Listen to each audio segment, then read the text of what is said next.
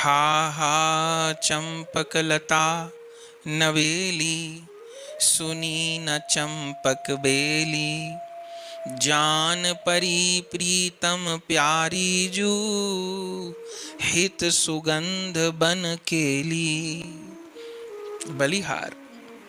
हा हा चंपक लता नवेली। हे चंपक लता जी, आप नवेली हो।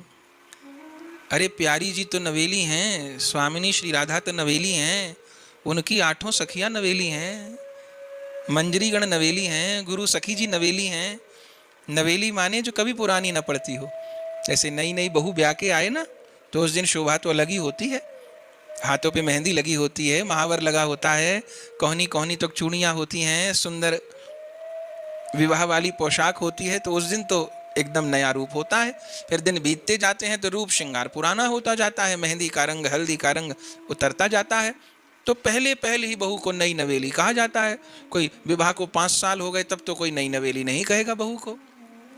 लेकिन हमारी स्वामिनी राधा सदैव नई नवेली हैं, और उन स्वामिनी राधा की प्राण सखियां भी सदा नई नवेली हैं। कहते हैं प्रियादास जी महाराज, हा हा चंपक लता नवेली। हे चंपक लता जी, आप अत्यंत नवेली हो, नई हो। किस पक्ष में? बोले सुनी न चंपक बेली। चंपक पुष्प होता है ना, बहुत सुगंधित, चंपक की बेल चलती है, उस पर बड़े सुगंधित पुष्प आते हैं। पर हे चंपक लता जी, आपका नाम तो चंपक लता है, लेकिन चंपक के वृक्ष, चंपक के पुष्प तो बहुत देखे, सुगंध होती है, शोभा होती है, लेकिन आप जैसी चंपक बेली मैंने कहीं नहीं देखी। आप चंपक लता तो चंपक बेली हो गई ना। आप जैसी चंपक बेली मैंने नहीं देखी। बोले कैसी नहीं देखी? बोले जान परी प्रीतम प्यारी जू, हित सुगंध वन केली। बोले प्यारे प्यारी कहाँ हैं, किस कुंज में विहार कर रहे हैं, ये कैसे पता चलता है? बोले हे चंपक लता जी, जान परी प्रीतम प्यारी जो हित सुगंध वन केली। प्रिया प्रियतम के श्री अंग से जैसी गंध आती है, जो दिव्य गंध आती है, हे चंपक लता जी वैसी ही दिव्य सौरभ आपके श्री अंग से आती है। तो प्रिया प्रियतम कहाँ छिपे हैं, कौन कुंज में विहार हो रहा है, यह पता चल जाता है। क्यों? क्योंकि जहां हमारी चंपक लता दीदी होंगी। क्यों? क्योंकि आप केवल सखी रूप में नहीं है, आप बेली के रूप में, लता के रूप में भी तो विराजमान रहती हो कुंज में। जितनी भी दिव्य निकुंज में लता पता है, उन सब के रूप में आप ही हो। तो प्रिया प्रियतम कौन कुंज में छिपे हैं पता चल जाता है, क्योंकि उसी कुंज से प्यारे प्यारी की अंग गंध आपकी अंग गंध से मिलित होकर, सुवासित होकर के बाकी सखियों को मिल जाती है। और मानो ललिता जी ढूंढ रही हैं, विशाखा जी ढूंढ रही हैं, प्यारे प्यारी कहाँ चले गए, लेकिन तभी वह चंपक की दिव्य गंध आने लगती है। अब वर्णन कैसे हो, वर्णन थोड़ा हो सकता है। दिव्य चंपक की गंध आने लग जाती है, और बस सखियां जान जाती हैं वही चंपक महक रही है। ललिता जी हंस के कहती हैं हाँ हाँ वही चंपक महक रही है। और जैसे ही दौड़ के जाती हैं तो चंपक के कुंज में, कहीं लता पता के कुंज में प्यारे प्यारी दिख जाते हैं। और आप भी बहुत चतुर हो, हमारे आने से पहले तो लता पता बनी रहती हो, और जब सखीगण आ जाती हैं तो तुरंत सखी रूप में ही हो जाती हो। हे चंपक लता जी, आप लता पता का रूप धारण करके निरंतर प्रिया प्रियतम को दिव्य कुंज प्रदान करती हो, और प्रिया प्रियतम किस कुंज में छिपे हैं वह आपकी अंग गंध के पहचान से ही पता चलता है।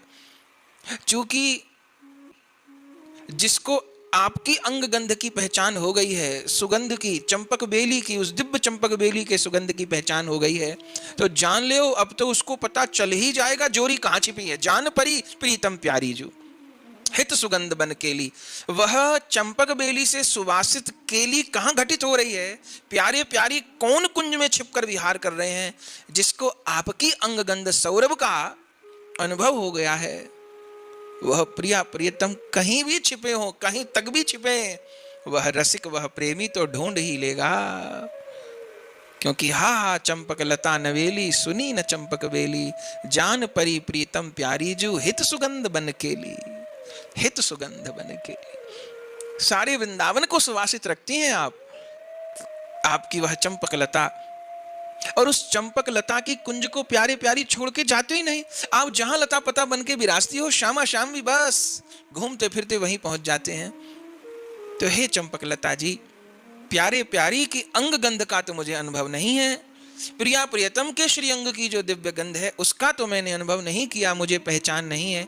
आप अपने श्री अंग के गंध की, सौरभ की पहचान दे दीजिए, ताकि हम भी इस धाम वृंदावन में प्यारे प्यारी को ढूंढ पाए, सम्मिलित हो पाए, हित सुगंध बन केली। फिर आगे कहते हैं, हा हा तुंग विद्या सब विद्या, सेवत तनहि निरंतर, तामे प्रगट करो यह विद्या, अगठित घटना अंतर। तुंग विद्या जी की वंदना कर रहे हैं। हे तुंग विद्या जी, तुंग कहते हैं शिखर को, और विद्या माने योग्यता, कला। तो हा हा तुंग विद्या सब विद्या, सेवत तनहि निरंतर। हे तुंग विद्या सखी जी, जितनी भी विद्याएं हैं, सब विद्या, जितनी भी योग्यताएं हैं, कलाएं हैं, वो सेवत तनहि निरंतर, निरंतर आपकी ही सेवा करती हैं। क्यों? क्योंकि आप में सारी विद्या विराजमान है, दिव्य विद्या, और जो और सब विद्याएं हैं वो आपकी सेवा किस लिए करती हैं? बोले हमको भी तुंग विद्या जी में निवास मिल जाए, हमको भी तुंग विद्या जी में निवास मिल जाए। जैसे कोई विद्यार्थी डॉक्टर बनना चाहे, और आजकल जो पेपर होता है ना, नेट का पेपर शायद बोलते हैं उसको, तो वो उसने पास किया, तो अब वो क्या चाहेगा कि जो भारत का सबसे अच्छा मेडिकल कॉलेज है वहां दाखिला मिल जाए, जो सबसे ऊंचा मेडिकल कॉलेज है वहां दाखिला मिल जाए। जितना ऊंचा कॉलेज होगा उतनी अच्छी पढ़ाई होगी और उतना अच्छे आगे संभावनाएं होंगी। तो अच्छा कॉलेज आएगा अच्छे नंबर से पास होने पे, और अच्छे कॉलेज में दाखिला हो जाएगा तो अच्छी पढ़ाई होगी, बहुत अच्छा सरकारी कॉलेज है, फीस भी नहीं देनी पड़ेगी, सुविधा भी बहुत होगी, अच्छी पढ़ाई होगी, और उसके बाद आगे नौकरी और धन अधिक प्राप्त होगा। ऐसी हर विद्यार्थी की कामना होती है। तो ऐसे ही जितनी जो विद्याएं हैं वो क्या चाहती हैं? अरे हमको तुंग विद्या जी में आश्रय मिल जाए तो क्या होगा? अरे वो तो तुंग विद्या है, तुंग कहते हैं शिखर को। तुंग विद्या जी में प्रवेश करने के बाद सारी विद्याएं शिखर पे पहुंच जाएंगी, सबसे अधिक ऊंचाई पर पहुंच जाएंगी। इस कारण सारी विद्याएं सेवत तनहि निरंतर, तुंग विद्या जी के पीछे लगी रहती हैं। अरे सारे राग, भैरव, आसावरी, बिहाग, मालकौंस, जितने राग हैं वह राग शरीर धारण करके तुंग विद्या जी के पीछे पीछे चलते हैं। हमें स्वीकार कर लीजिए ना, हमें स्वीकार कर, आज गायन में हमें स्वीकार, मूर्तिमंत राग, जिन रागों की साधना करने के लिए जिंदगी गलानी पड़ती है संगीतकारों को, वह संगीत के राग श्री जी की सखियों के पीछे पीछे भागते हैं। हमें स्वीकार कर लीजिए, हमें स्वीकार कर लीजिए। क्यों? क्योंकि वो सारी विद्याओं को अगर तुंग विद्या सखी ने स्वीकार कर लिया तो पहले तो विद्या शिखर पे पहुंच जाएंगी सबसे ऊंची, और फिर तुंग विद्या जी के द्वारा वो सारी विद्या युगल चरणों में पहुंच जाएंगी, युगल प्रेम धन प्राप्त हो जाएगा। और जो विद्या हरि से न मिलावे, हरि से न मिले, वो विद्या नहीं, अविद्या है, वह ज्ञान नहीं है, वो तो अज्ञान है जो भगवान से विमुख कर दे। ऐसा ज्ञान किस काम का? आज दुनिया में अधिकांश वही ज्ञान विज्ञान पढ़ाया जा रहा है जो कहने को विद्या है, वैसे वो अविद्या है। क्यों? क्योंकि वो विद्या भगवान से दूर कर रही है, नास्तिक बना रही है, आस्तिकताओं को भंग कर रही है, संवेदनाओं को समाप्त कर रही है, सनातन धर्म के मूल्य परंपराओं को समाप्त कर रही है। तो आज कलयुग में जिसको विद्या कहा जा रहा है वो 90% तो अविद्या ही है, क्योंकि विद्या का तो अर्थ ही विद्यापति श्याम सुंदर से मिलाना है, क्योंकि विद्या का एक अर्थ सरस्वती जी होता है। अब विद्यापति कौन है? विद्यापति तो श्री कृष्ण है। तो वो विद्या किस काम की जो विद्यापति से न मिलावे? तो हा तुंग विद्या सब विद्या, सेवत तनहि निरंतर, सारी विद्या निरंतर तुंग विद्या जी की सेवा करती हैं, शरणागति करती हैं, उनमें प्रवेश करना चाहती हैं, ताकि आप में प्रवेश करके उन विद्याओं में निखार आ जाए, वो विद्याएं शिखर पे पहुंच जाएं, तुंग पे पहुंच जाएं, और फिर आपके द्वारा युगल चरणों में समर्पित हो जाएं। इसलिए सारी विद्या आपकी सेवा करती हैं। तो हे तुंग विद्या जी, तामे प्रकट करो यह विद्या, अघटित घटना अंतर। सारी विद्या आपकी शरण लेना चाहती हैं। आप तो विद्याओं की खान हो, अनंत कोटि विद्या आप में विराजती हैं।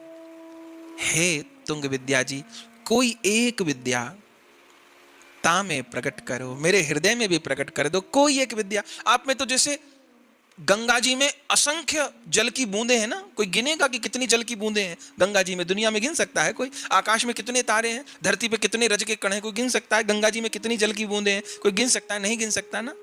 और उन गंगा जी में से कोई एक बूंद जल ले ले, कोई चिड़िया एक चौंच भर के जल ले जाए, गंगा जी का कुछ घटेगा क्या? नहीं घटेगा ना। ऐसे तुंग विद्या जी आप में अनंत विद्याएं हैं, और एक एक विद्या श्याम सुंदर को रिझाने वाली है। ऐसी अनंत कोटि विद्याएं आप में हैं। उन अनंत कोटि विद्याओं में एक विद्या, कोई भी एक योग्यता, जिस योग्यता पे श्यामा श्याम रीझते हो, ऐसी कोई एक विद्या, कोई एक योग्यता मुझे प्रदान कर दीजिए। नहीं तो मेरे तो भीतर अविद्या ही भरी हुई है। कोई ऐसा गुण मुझ में नहीं जिससे मैं अपने हरि गुरु को रिझा पाऊं, गुरुदेव को प्रसन्न कर पाऊं, श्यामा श्याम को प्रसन्न कर पाऊं। तो तामे प्रकट करो यह विद्या, आप कोई एक विद्या प्रकट कर दीजिए।